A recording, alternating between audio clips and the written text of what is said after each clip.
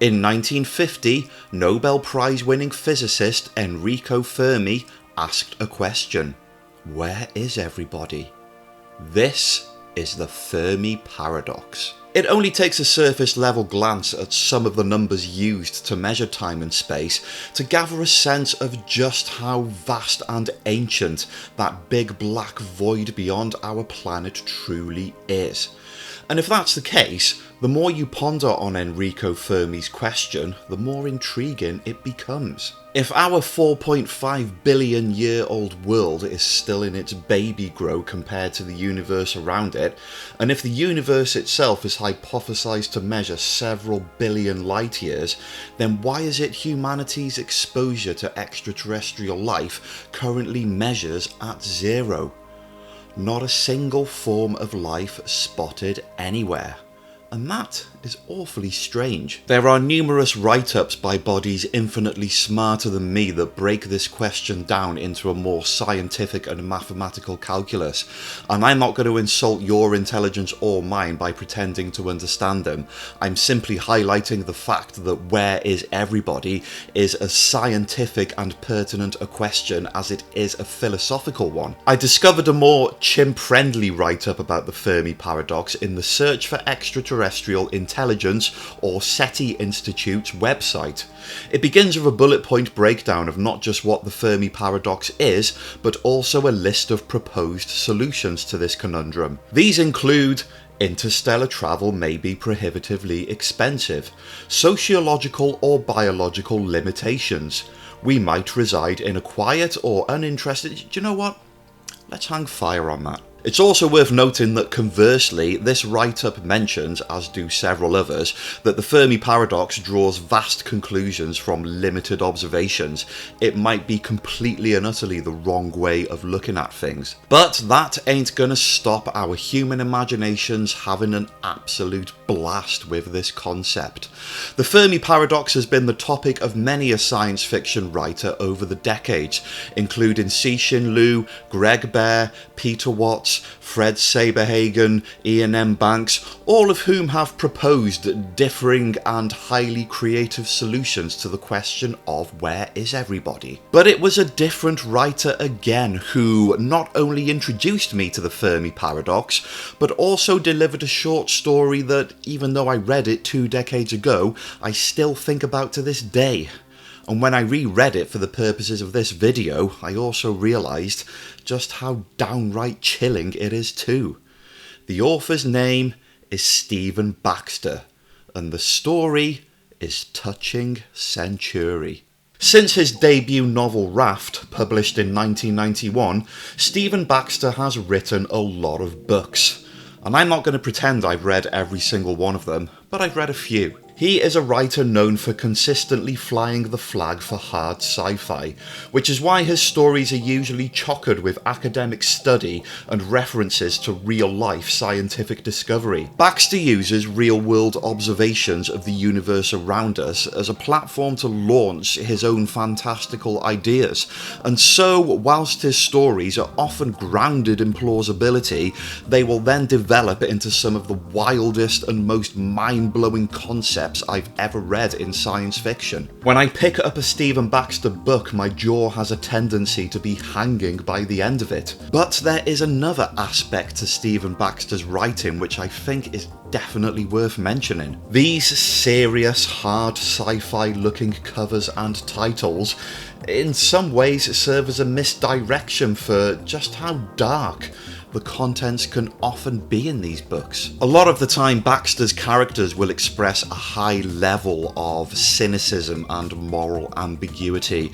and therefore the world that they occupy will be brimming with the kind of tragedy, violence and horror that you would probably give the thumbs up to if you were a fan of George R.R. Martin and the like. Newcomers to Stephen Baxter's work should prepare to have your view of space and time ground into a pulp, but also thick skin and a strong stomach might aid you well when traversing these stories. Anyway, my introduction to Stephen Baxter came in the form of 1999's Time, and Time quickly became one of my all-time favourite books.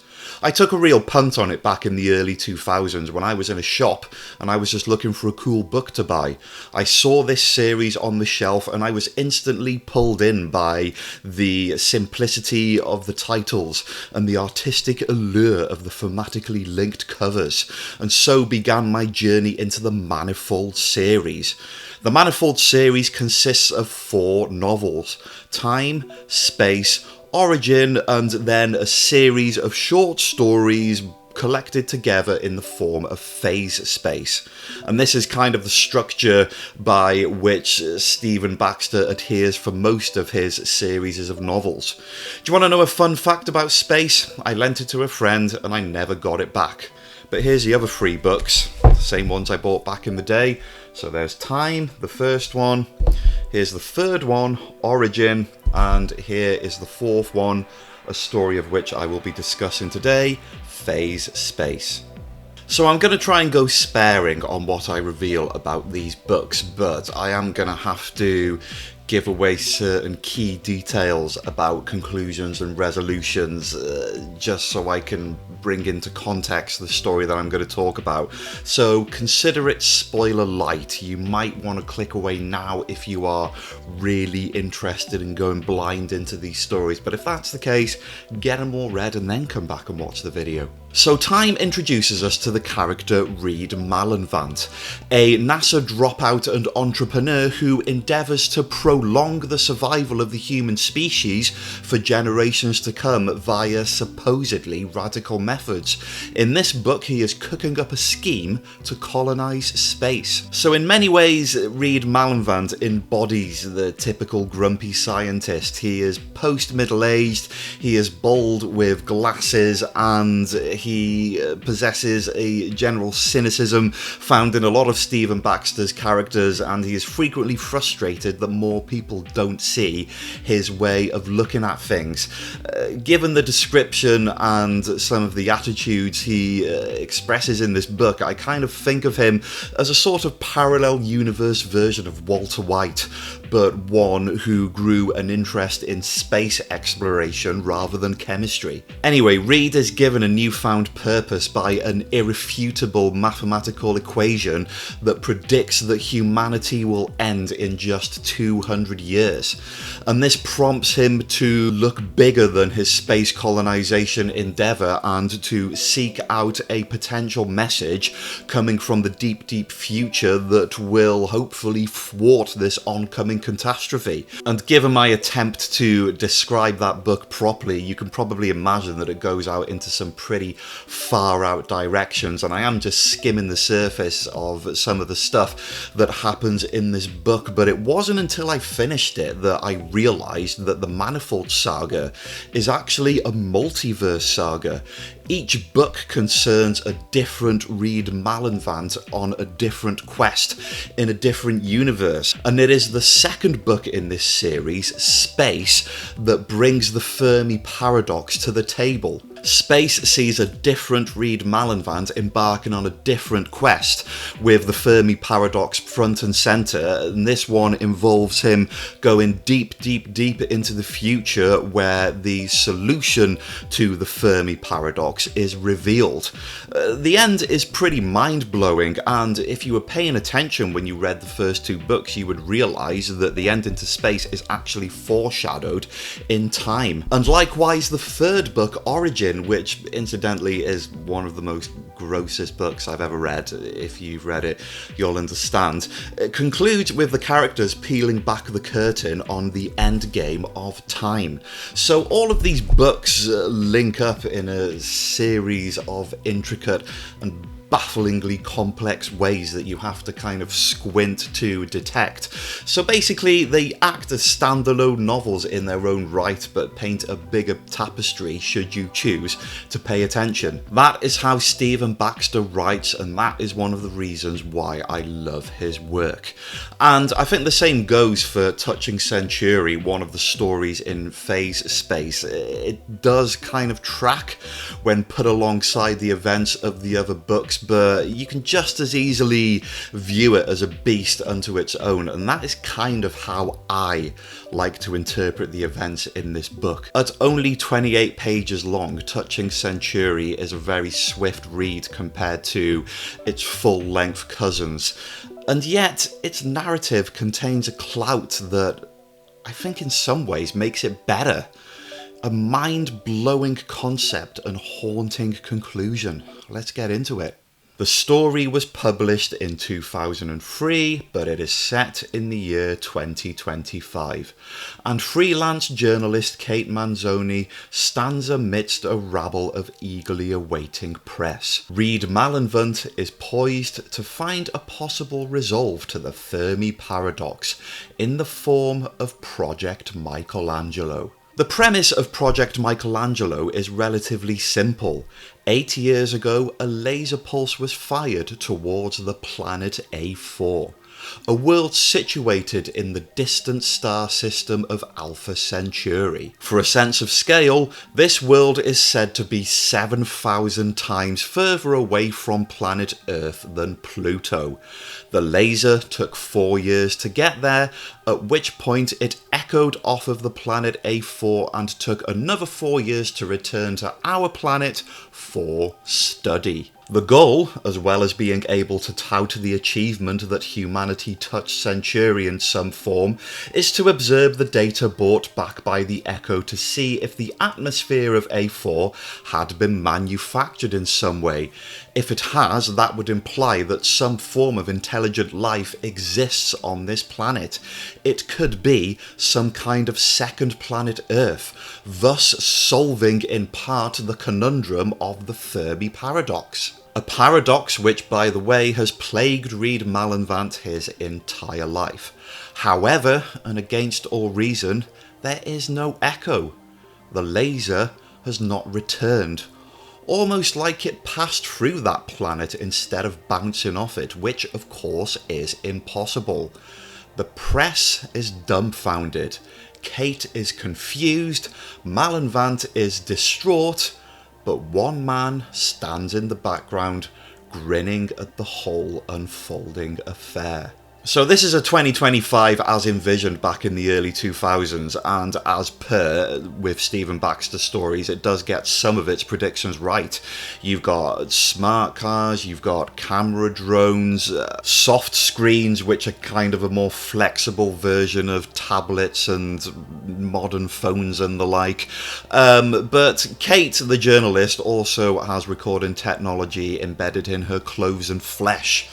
Which I suppose is a bit of a misfire compared to real life. And there's also a couple of scenes where she has a conversation with a virtual correspondent entity made to sound like her voice, which I suppose to a degree could be construed as something similar to Gemini and other AI stuff. And whilst I wouldn't fart on that technology to light my barbecues, it does seem kind of cool in this story. Anyway, I digress. So Kate is looking for some kind of viable hook, some kind of story behind this otherwise seemingly unremarkable technical failure.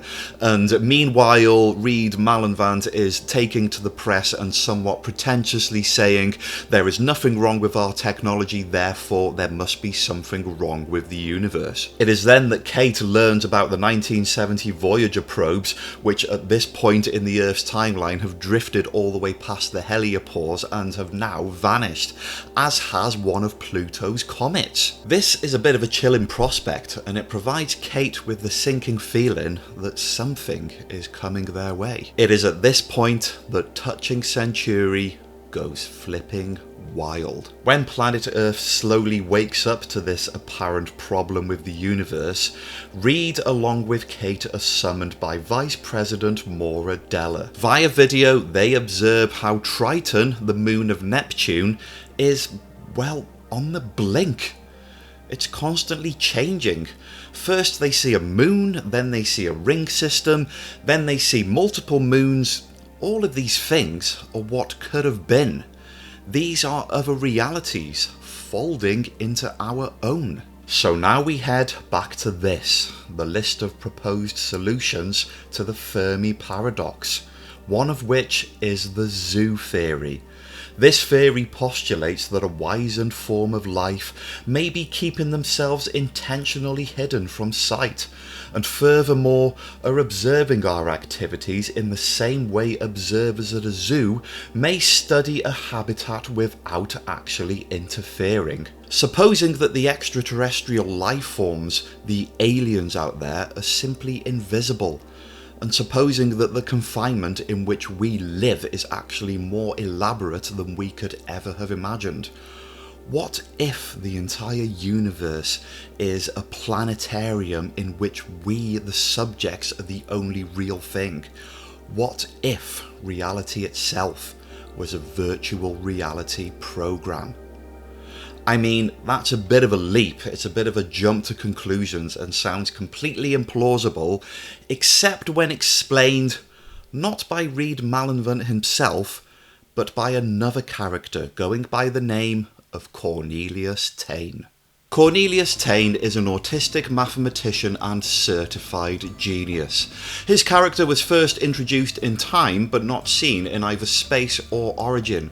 Both Time and Touch and Century chart the same timeline of his achievements and how he was driven to at least one nervous breakdown during his work. What confuses the hell out of everybody else seems pretty obvious to him, and he often grows frustrated at people's seeming inability to keep up with the explanations he attempts to give. And when it's explained by Cornelius, the zoo theory grows that little bit more compelling. Think about it.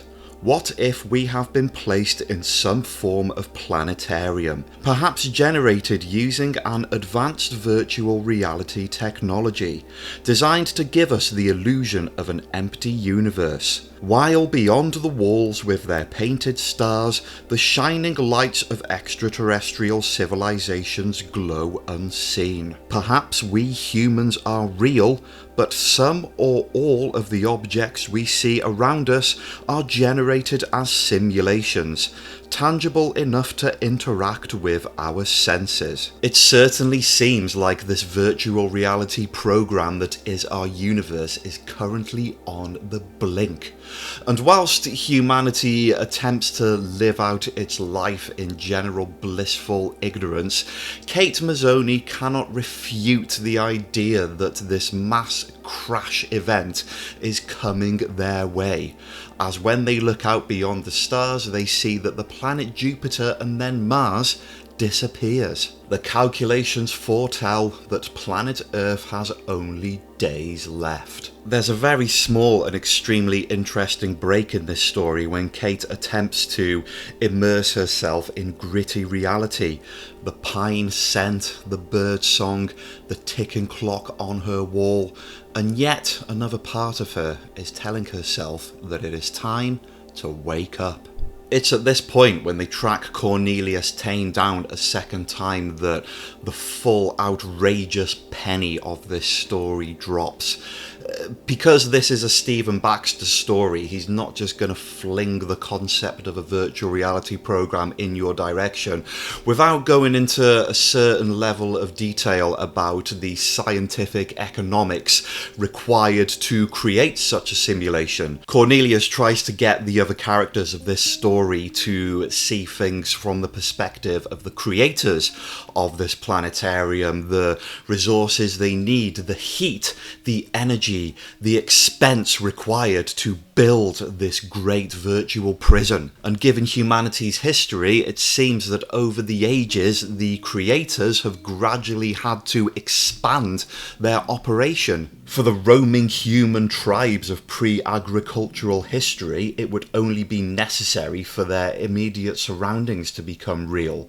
As civilization grew, more of the world would have to be generated, until eventually you had the 1969 moon landing, at which point that virtual non-existent moon seen from planet Earth would have to be replaced with a real tangible one, so on, so forth. all of which puts a strain on the creator's time, energy, and resources. Therefore, if you wanted to poke the fence of this program, if for some daft reason you wanted to crash this great simulation, then it would be a case of flinging humanity out into space in several different directions. Or you can be really ridiculous and fling a laser off into Alpha Centauri, 7,000 miles further away from Earth than Pluto. Now, who would do a thing like that? This is why it's great when you comb over a story that blew your mind for a second time, picking up all the little clues that you would have missed first time around. For me, in this instance, I had butterflies during that initial press conference at the beginning, when everybody is confused at the fact that the laser didn't return, but Cornelius is standing in the corner grinning. Project Michelangelo was never a failure. It did exactly what he intended it to do. It crashed the universe, and Reed Malenfant was oblivious to the whole thing. This is not just the explanation to the Fermi paradox, but also its solution. At no point does this story try and portray him as the villain. I love the matter-of-fact way that he explains what he did and why he did it, brought to frustration only when they question the ethics of his actions. By the logic of Fermi, I was led to the conclusion that our universe is, in whole or in part, a thing of painted walls and duck blinds. I wanted to challenge those who hide from us.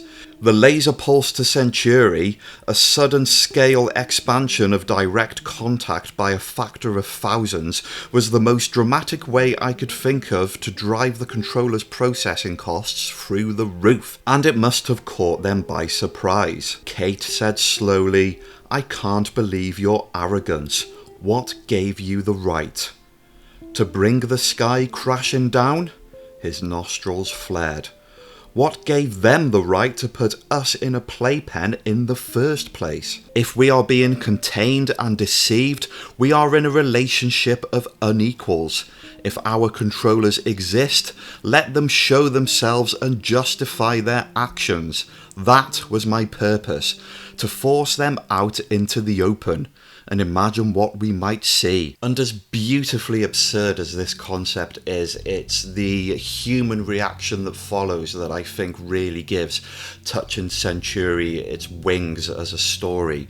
You see, when Earth can no longer escape the fact that in a few days' time they will blinker from existence, there is an effort from the entire planet to either deflect this threat in a futile fashion or to somehow endure it. And one of the ways in which human beings do is by downloading themselves into this kind of Black Mirror-esque program whereby passing seconds appear to go on for eternities, thus potentially prolonging their existences for infinite possibilities of time. That in itself is a story. But the real gut punch here, the real chilling aspect, is this small confined space where the final pages of the story are set. Reed Malenfant and Kate Mazzoni bury any previous differences they had with each other at the beginning of the story. It's just no longer relevant. Furthermore, they choose to live out the final moments of reality in the house of Reed's son, Mike. Mike lives there with his wife Suzanne and their small baby Michael, and this home becomes a refuge for the last moments of these characters' existence. It begins with them standing at the front lawn, looking into the Earth's sky where new moons and Earths can be seen bursting and flickering in rapid succession, a showreel of alternate possibilities manifesting before their eyes like a strange dream. The American government are firing nukes at these planets, not because they think it will actually do anything, just so it can be said that they at least tried something. The story ends with our characters trapped inside the house as reality beyond all but fades, and it is deeply chilling. The curtains are drawn, candles are lit, there is no power, no water, somehow a presidential message is still being transmitted. Don't let your children be afraid. And I think it's the final half page of this story that sticks with me the most. You see, Reed Malenvant points out that they found out about the universe crashing 7 days ago, and he makes this kind of biblical comparison with how it took 7 days to make the world, and now it's taken 7 days to unmake the world, at which point Cornelius inexplicably suddenly panics. This once unfaltering, steely-minded mathematician suddenly realises the true gravity of what he has created, and Reed Malenvant just doesn't get it. Cornelius folded over on himself, rocking, thumb in mouth. Malenvant said, "What's wrong? Isn't this what you wanted?" The wall dissolved. Pale, disorderly light spilled over them. Kate watched the baby's face. Michael seemed to be smiling. I am a firm believer that most ideas can either be made into something terrible or something awesome. You can take the most bafflingly clever scientific concept and create absolute drivel with it, or you can take the most basic generic premise going and envelop it in something beautiful. And what I love about Touching Century is, even though the peril involves the fate of the entire universe, it puts the emotional state of a small group of characters front and centre. It's because of this that we can gather an infinitely more acute sense of how it must feel to have reality fading around us, alongside the chilling uncertainty of what lies beyond this. And it achieves this because it puts humanity first and foremost. Through all of its cosmos destroying glory, Touching Century leaves readers with just a profound sense of loneliness, accompanied by a very finite pocket of emotions, irrational as they are: fear, optimism, regret. Even after all these years, Touching Century still remains one of my all-time favourite pieces of sci-fi literature, and it's in those final moments that I remembered why that is. Conclusive proof that even hard sci-fi needs that human epicenter to make it work and to make it relatable. This story is a masterpiece, and I hope you enjoyed this video, and thank you so much for watching.